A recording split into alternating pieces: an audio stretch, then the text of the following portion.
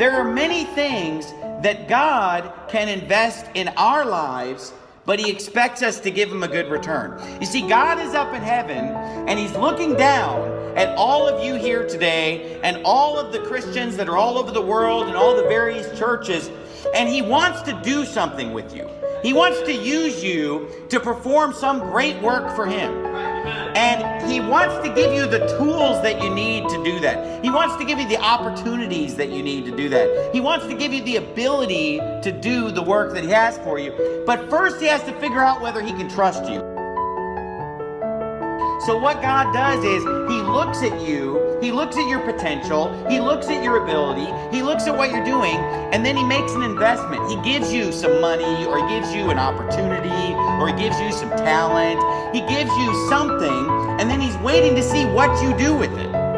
And if you use it for his glory, if you're a good steward of it, if you get people saved, if you do a work for God, he sees that investment and he says, well done, good and faithful servant. Because you've been faithful with the little bit that I gave you, now I'm going to make you ruler over many things.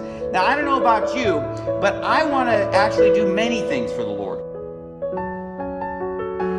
Let's say you are a person who knows how to win someone to Christ. You've actually gone out and done some soul winning. You've actually got the ability to take somebody down a plan of salvation, to take them down the Romans road. You know how to win somebody to the Lord. God looks at that ability and he says, okay, I can make an investment here. I'm going to give you an opportunity to give the gospel. Well, then now, because you have that ability, he'll bring people your way that you can give the gospel to, right?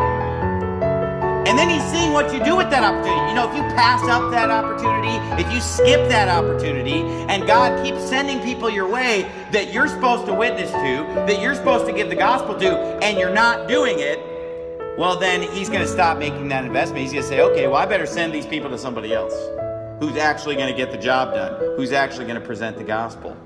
Now, if you don't even know how to give the gospel to someone, why would God send people across your path to get saved when you don't even know how to do it? That's why you got to be prepared, and there's always a prepared place for a prepared person. If you would actually show up at your church's soul winning time, find a church in your area that has soul winning, show up, be a silent partner for a while, learn the ropes, learn how to do it, underline the verses, be ready. You know, the Apostle Paul said, as much as in me is, I am ready to preach the gospel to you that are at Rome also. Look, before God can use you, you've got to get a little bit of ability to give somebody the gospel, right? And so you get the ability, then God says, okay, let me give you an opportunity. Then he sees what you do with that opportunity, and if you do a good job, he's going to give you more opportunities. He's going to give you bigger opportunities. You know, I can't tell you how exciting it is when God just brings somebody across your path, and you have the joy of winning them to the Lord. And it's just so obvious that God brought that person across your path. It's just like, wow, this was so amazing that I just happened to be in that place at that time, and I was able to win that person to the Lord. And it's just so exciting. But you'll never get to experience that unless you're ready, unless you're prepared. God is an investor, and he wants to invest in something that's going to pay off. He's looking for people that are ready, that are faithful, that are busy, that are working.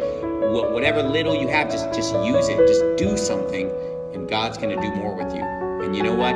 He is able to do exceedingly abundantly above all that we ask or think. Get involved. Be a part of it. You can do great things for God.